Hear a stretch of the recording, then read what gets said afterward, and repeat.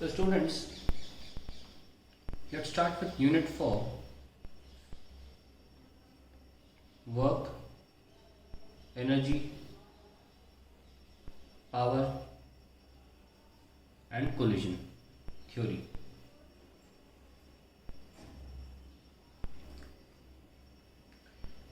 What do you understand by work?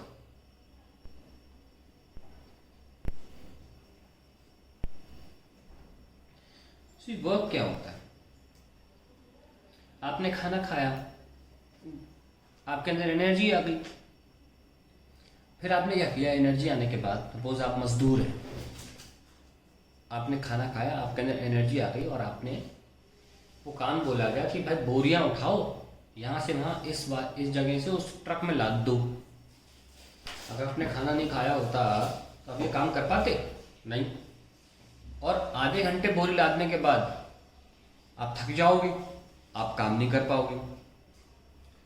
इसका मतलब आपने क्या किया? आपने अपनी एनर्जी को एक ट्रक पे बैठाया या एक गाड़ी में बैठाया या एक मूविंग प्लैंक पे बैठाया अपनी एनर्जी को, और उसे यहां से वहां भेज दिया। अपने अंदर शरीर के खाना खाने के बाद जो एनर्जी बनी उसको आपने बोरी को उठाने के लिए इस जगह से उस जगह तक भेज दिया, और थोड़ी देर बाद वो एनर्जी खत्म हो गई। यानी कि आपने एनर्जी को ट्रांसफर किया जो आपके अंदर पैदा हुई थी खाना खाने की वजह से। कहाँ से? एक जगह से दूसरी जगह पर। किसके थ्रू किया आपने?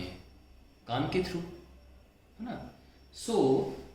और वो काम किया कैसे आपने? अपनी मांसपेशियों से। अब देखना वर्क क्या है। वर्क हुआ क्या एक तरह का? मैंने कहा आपने एक गाड़ी पर अपनी एनर्जी रखी और यहाँ से वहाँ भेज दिया आपने, यानी कि वो गाड़ी ही वर्क है। That means work is a mode of energy transfer. Work एक तरीका है एनर्जी को ट्रांसफर करने का, एक मोड है to transfer energy. Then different types of energies. Heat energy भी होती है ना, उसको ट्रांसफर करने के लिए एक और तरीका है, बाद में देखेंगे, लेकिन बताऊंगा जरूर उसको ताकि आप प्रॉपरली डेफिनेशन समझ पाए। Work is a mode of energy transfer due to किसकी मदद से? Mechanical effort. Due to mechanical effort मतलब आप मांसपेशियों की ताकत से, प्रॉपर मैकेनिकल एफर्ट की मदद से अगर एनर्जी को ट्रांसफर किया जाए तब उस मोड ऑफ ट्रांसफर को बोलते हैं work. So it's a mode of transfer, यानी कि कह सकते हैं एक तरह से इट्स एनर्जी इन ट्रांसफर, ये भी बोल सकते हैं। वो मोड नहीं बोलना हो, जो एनर्जी ट्रांसफर हो रही है, ट्रांसफर के दौरान वो वर्क है। आपने बोरी उठाई, आप बोरी उठाकर एक जगह से दूसरी जगह रखने गए तो आपकी एनर्जी यहां से वहां जा रही है, वो वर्क है। आपकी एनर्जी शरीर में से निकल के एक काम कर रही है, एक क्रिया कर रही है, तो वर्क हुआ वो। यानी कि या तो बोले work is a mode of energy transfer. Suppose यहाँ पे एक प्लैंक है, इस प्लैंक को वर्क बोल रहा हूँ मैं, आपने इस पर अपनी एनर्जी रखी और यहाँ से बचा दी, तो ये वर्क जो है ना, ये प्लैंक जो है जो यहाँ से आप एनर्जी को लेकर जा रहा है, मैं इसको वर्क बोल रहा हूँ। तो वर्क क्या है? It's a mode of energy transfer. Energy transfer करने का एक तरीका है वर्क। स्टैंडर्ड डेफिनेशन है ये, due to mechanical effort. Due to mechanical effort, ठीक है। मान लीजिए आपने धक्का दिया होगा इसको, तो ये हमारी डेफिनेशन है वर्क की। फिजिकली वर्क का क्या मतलब होता है बता दिया मैंने आपको। यानी कि you can not say how much work is contained in a body, how much work is there inside the body, no, because work energy in transfer है। During propagation of energy we call that thing called work. Now इसकी mathematical definition क्या है?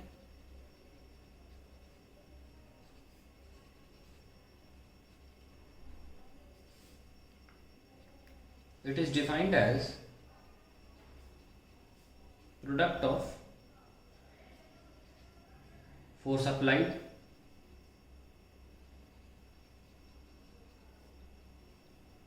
on the body and the displacement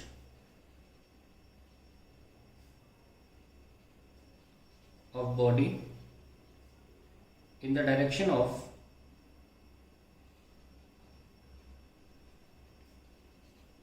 applied force। ठीक, तो कैसे लिखेंगे? W is equals to force into displacement in direction of applied force. Now इसको ऐसे simply लिख नहीं सकते W F इंटू एस। मैं अंग्रेजी में 2 बार लिख दिया हूँ, इसीलिए थोड़ा छोटा करके लिख दिया हूँ, क्योंकि इसमें कुछ खास बात है। लेट अस सी वो खास बात क्या है।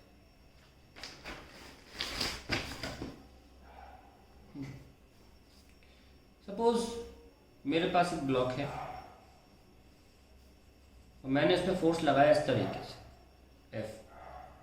अब इस फोर्स के 2 कंपोनेंट है, एक F cos थीटा है और एक F sin थीटा है।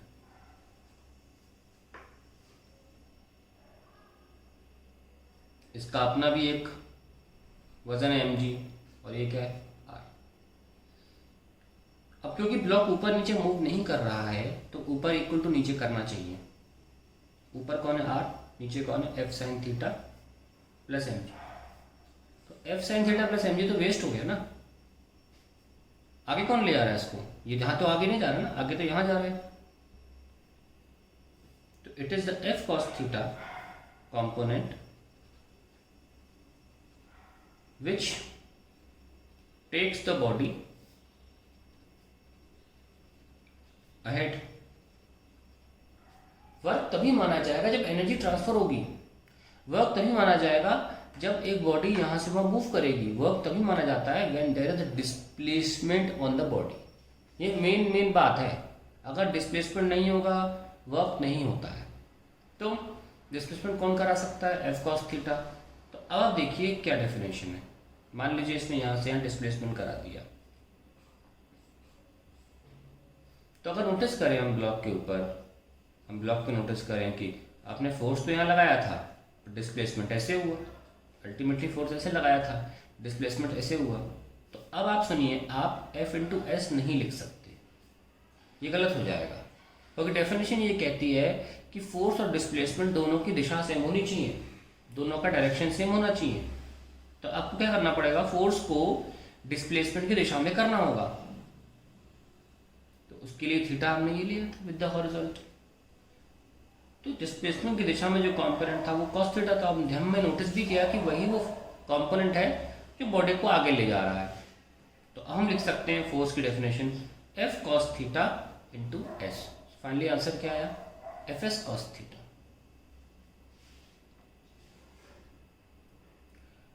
नाउ एग्जाम्पल एक और लेते हैं अच्छा सा।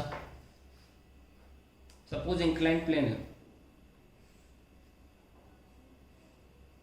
ये आपका ब्लॉक है, आपने फोर्स लगा दिया इसे, ये थीटा एंगल। आप ऐसे फोर्स लगाओगे ब्लॉक अंदर तो घुस नहीं जाएगा, ब्लॉक फिर भी इधर ही जाएगा ना, ऐसे। ये आपका फोर्स है, ये डिस्प्लेसमेंट है। अब क्या वो फोर्स के 2 कंपोनेंट हो गए, ये थीटा एंगल है, एक F cos थीटा यहाँ वाला, एक F sin थीटा नीचे वाला। F sin थीटा से बॉस को धसा सकता नहीं, F cos थीटा देखो आगे जा रहा है, तो वर्क डन क्या हो गया? Fs cos theta. फिर वही आ गया, और फिर हम डॉट प्रोडक्ट में लिख लेते हैं F डॉट S। इसीलिए कहा जाता है वर्क डन इज, लिख लेते हैं work done is dot product of force and displacement.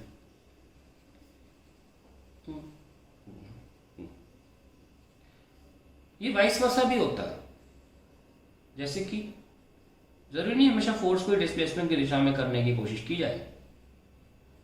ये आपने एस लिया और फोर्स आपने लगाया ऐसे, ये थीटा है, ये ऐसे, तो आप चाहो तो फोर्स को ऐसे ही रहने दो, आप एस कॉस थीटा ले लो। दिखने में थोड़ा अजीब लगता है कि बॉडी इधर जा तो नहीं रही, पर ये मुद्दा नहीं बॉडी इधर जा रही उधर जा रही, मुद्दा ये है कि जो डिस्प्लेसमेंट और फोर्सेस हैं वो एक डायरेक्शन में होने चाहिए, एफ एस कॉस थीटा, तभी वर्क डन माना जाएगा। That is definition of work done.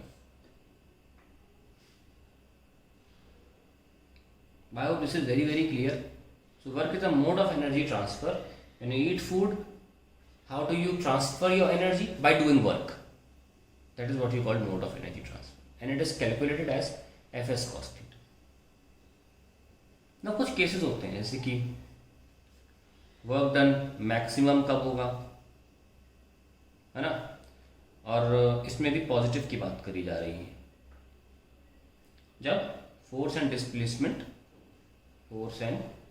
Displacement are in same direction, यानी कि थीटा इक्वल टू 0, तो वर्क डन एफ एस आ जाएगा, वो बेस्ट है। Case 2 work done 0।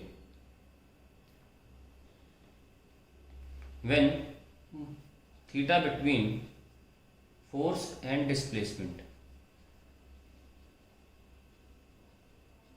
Is 90 degree. ठीक है, नाउ इसको बाद में पॉइंट को लेकर आएंगे। Let's understand what is the meaning of, what do we understand by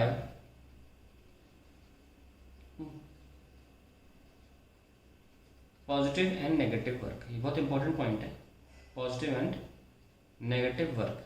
सिर्फ ये कह देना कि कॉस थीटा नेगेटिव है, वर्क डन नेगेटिव है, इससे फायदा नहीं होगा इस क्लास में।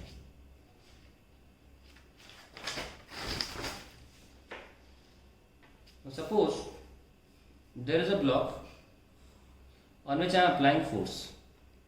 मान लो कोई सोनू अप्लाई कर रहा है, तो Sonu applies force on block,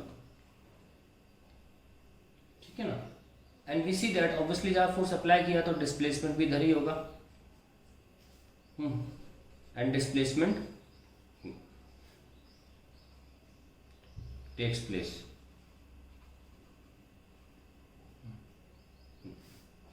in the direction of applied force। देखिए वर्क डन फिर ऐसी केस में पॉजिटिव आएगा, यानी कि पॉजिटिव वर्क डन का मतलब ये होता है work done is considered positive if force tends to increase displacement, है ना, increase displacement, फोर्स की अगर टेंडेंसी टू इंक्रीज डिस्प्लेसमेंट होगी, at the same time reaction, ये एक्शन फोर्स था, Sonu applies force on block, तो रिएक्शन फोर्स क्या होगा,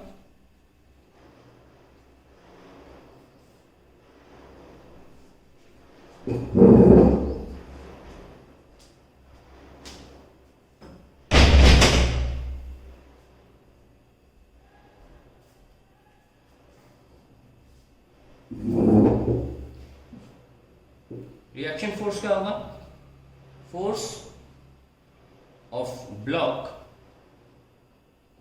ऑन सोनू। तो देख सकते हैं कि ये फोर्स इधर होगा और फिर भी डिस्प्लेसमेंट तो इधर ही हो रहा है ना,